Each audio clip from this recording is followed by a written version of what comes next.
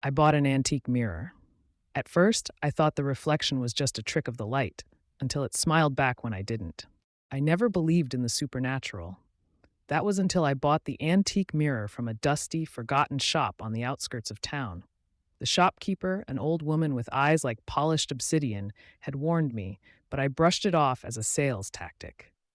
The mirror was mesmerizing, with an ornate, gilded frame that seemed to whisper secrets of a bygone era. I hung it in my living room, unaware of the sinister presence I had invited into my home. The first night, I noticed something odd. As I passed by the mirror, I caught a glimpse of my reflection. It was subtle at first, a slight delay in its movement, as if it were a half second behind me. I laughed it off, attributing it to fatigue or a trick of the light. But the laughter died in my throat when I saw it. The reflection smiled back at me when I hadn't moved a muscle. I froze, my heart pounding in my chest. I stared into the mirror, willing my reflection to behave. It did for a time. But then, it started again. Subtle at first, a twitch of the lips, a glimmer in the eyes, until it was grinning at me with a malevolence that sent shivers down my spine. I stepped back, nearly tripping over the coffee table, my eyes never leaving the glass. I tried to ignore it, convincing myself it was stress, lack of sleep, anything but what it really was. But the reflection grew bolder. It moved when I stood still, its eyes following me around the room, its grin widening with each passing day. I covered the mirror with a sheet, hoping to stifle its eerie presence, but the sheet would slip off, as if the mirror itself was rejecting my attempts to hide it.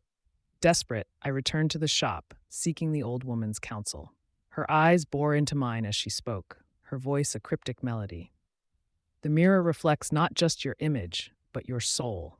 It shows what you hide, what you fear. I didn't understand, but the fear in her voice was palpable. I returned home, determined to rid myself of the cursed object, but the mirror had other plans.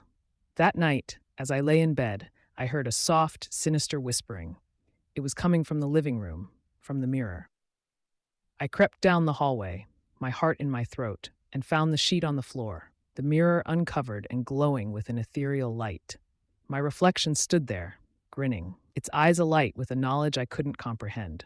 It beckoned me closer, its hand reaching out from the glass. I felt an icy pull, a force drawing me in. I stumbled back, breaking the connection, and fled the room, my mind reeling. I've tried to destroy it, to shatter the glass and free myself from its grasp, but the mirror remains unscathed, its surface smooth and mocking.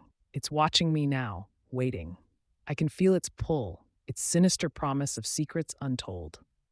I fear what will happen if I give in, but I fear more what will happen if I don't.